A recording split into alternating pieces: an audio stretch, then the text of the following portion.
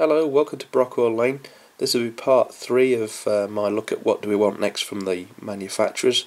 This time it's diesels, or modern image to be more accurate, because we're also including electrics in that. So let's look at a few of the new models that are promised, and I've been promised for a long time, so a couple of them coming up now. And we'll start with an electric. Electric modelers have been not well catered for recently. There's a lot of old models on the market, but they're not really up to modern standards. So it's good that Bachmann's announced the Class 90, which is one of the more attractive electrics in my view. Still no pre-production models available, images available on the internet, so I imagine this is going to be some way off yet. But it's a nice looking locomotive, and with Pico's new overhead wire system, there might be more people modelling electrics in future. Here's another one from Bachmann that's been promised for a long time, the Class 24-1 or stroke 1, with the head code panel. Again, there's still no pre-production images of this model yet, so I imagine this is going to be some way off as well. Here's another announcement from Bachmann, the bubble car DMUs, Class 121, I think 122s, might be wrong there, but they're a good one, which I'm really looking forward to. Single car DMU, which are always useful for most layouts. It's a really good one there. Well done, Bachmann. But get on with it. This, like everything, they seem to be taking a long time. Dapol have announced a Class 68, and here's a pre-production version of it, so that shouldn't be too far off now. This is going to be a really nice model because the liveries are really bright and attractive and difficult to reproduce in model form, so we'll see how they do. But that's an example of a relatively modern new locomotive on the network that's getting a new model as well, so we look forward to that one. Kuhnu's announced an old Class 41 warship diesel, which will be coming later on this year, maybe nearly next year. That's one for the older generation of diesel modelers. But again, I think this one's still some way off.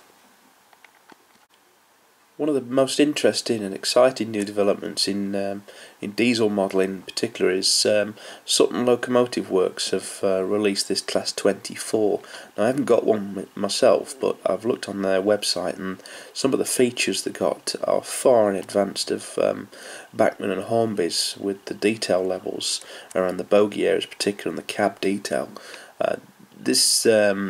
And they're promising new models of other types as well in the future, which is quite exciting because I think it raises the bar for the other manufacturers to compete. So if you haven't looked at their website or don't know about them already, Sutton Locomotive Works, this is the only model that's available at the moment, and it is direct from them only.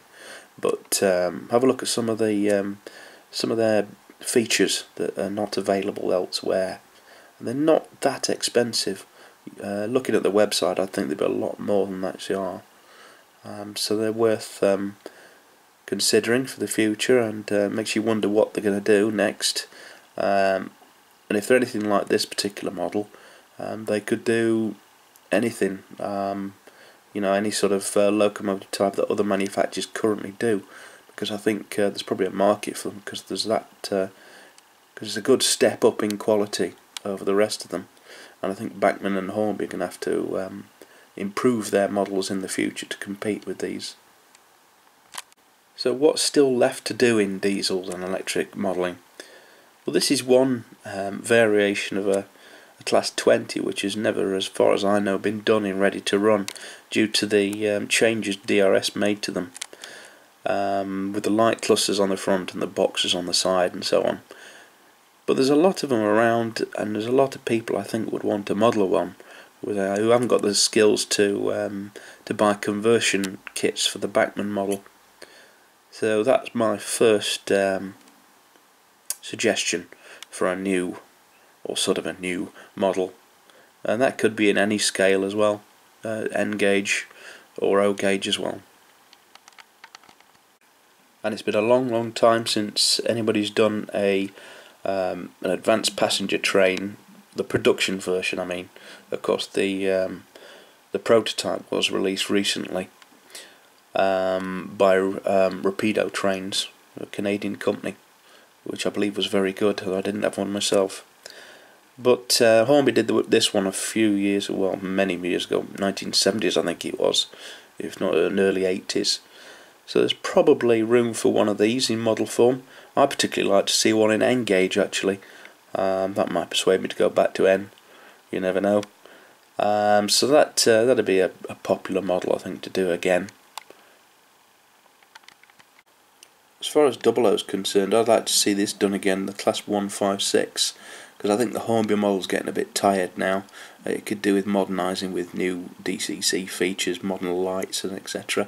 I know Daypold did an N-gauge version which is very good, but I think it's time that a proper super detailed 00 version was done of the Class 156.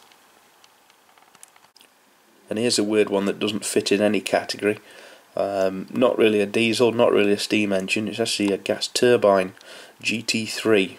No, not the Porsche, but British Railways built this in the, I think it was 1950s, and it was basically, I think, a jet turbine engine on a steam locomotive chassis. It was a prototype, of course. It never took off. It was probably more like a diesel than a steam engine, although the layout is obviously steam engine influence, but I think this will make a great model, particularly with DCC sound, because I'd love to hear what it sounded like. So a bit of a weird one there. And I know so little about emus, or EMUs. This is what I got when I googled them.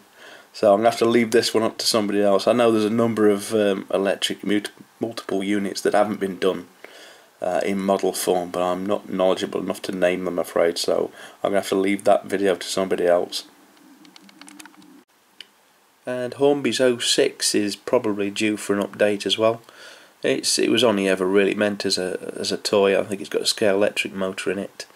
It's extremely fast, great for new modelers, but I think there's probably a case for a super detailed, modern, all singing, all dancing DCC version in the near future.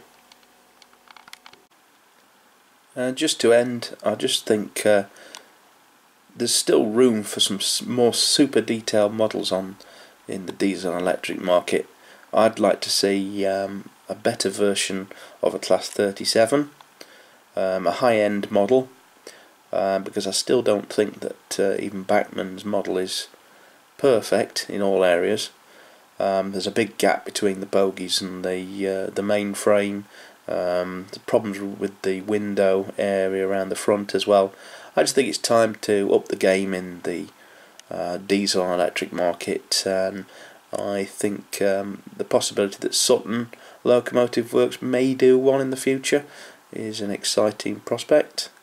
But anyway, next month is Worley, and I'll be going to that, and I'll be hopefully filming some new announcements from manufacturers, some samples in cabinets, and we'll see what's coming up and what we're going to get in the future. There's also a lot of liveries which haven't been done on diesel and electric, from particularly in 37s and 47s, which the manufacturers still haven't got round to doing, meaning that a lot of people have to turn to resprays, which is a fun part of the hobby, I know, but you know, gone are the days when Lima used to throw liveries out every few weeks. So the next video I'm going to be doing is back to steam again, probably Southern, and then I'll end with Great Western, and then as I say, we'll be looking at Worley announcements. So thank you very much for watching. If you've got any ideas, I know there's a lot I've missed with modern image stuff, please put them below. Of course, there's a lot of stuff that could be done in O gauge and N gauge, I know. So please put those below. And thanks for watching. Please subscribe, comment below, and so see you next time. Thank you. Bye bye.